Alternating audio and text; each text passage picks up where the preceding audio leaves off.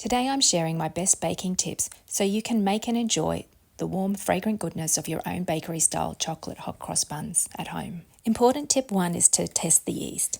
Take 170 grams or 6 ounces of warm milk, 1 tablespoon of sugar, 2 7-gram or quarter-ounce packets of yeast, mix together and set aside.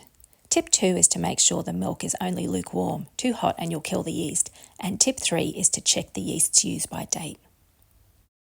Take 525 grams or 18.5 ounces of flour, 70 grams or 2.5 ounces of sugar, 25 grams or 7/8 of an ounce of cocoa powder, 2 teaspoons of cinnamon, and 1/4 teaspoon of salt, and sift together in a large bowl. Tip 4 is I like to use bread flour in this recipe, but you can just use plain or all-purpose flour if that's all you have. In another bowl, mix together 110 grams or 4 ounces of milk, 50 grams or 1 3/4 ounces of melted butter, and 1 large egg.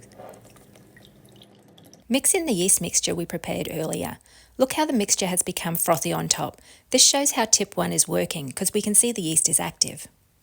Mix together all the wet and dry ingredients. If you have a stand mixer, you can use that. Start kneading the dough. See, it's not very elastic at this stage. We're going to keep on kneading the dough for about 10 minutes. As you knead it, it's going to become more elastic and pliable and smooth. If you have a stand mixer, you can use that. Pop the dough into a lightly greased large bowl, cover with cling wrap and set aside in a warm spot until it's doubled.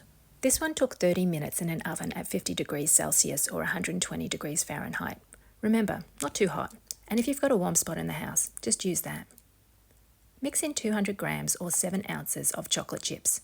I use the baking chips that keep their shape during baking, like you use in chocolate chip cookies. The higher quality chocolate will melt into a gooey mess. Mix in well so the chips are evenly distributed and shape the dough into a rectangle.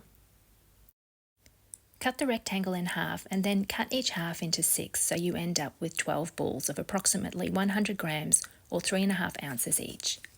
Try to make sure that each ball has a really smooth top so that the finished buns have a nice high dome when baked.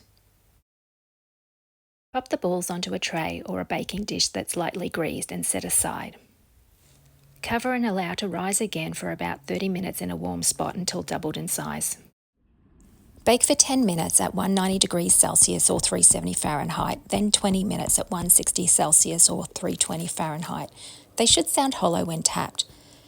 Allow to cool, turn out, and then top with melted chocolate or chocolate royal icing.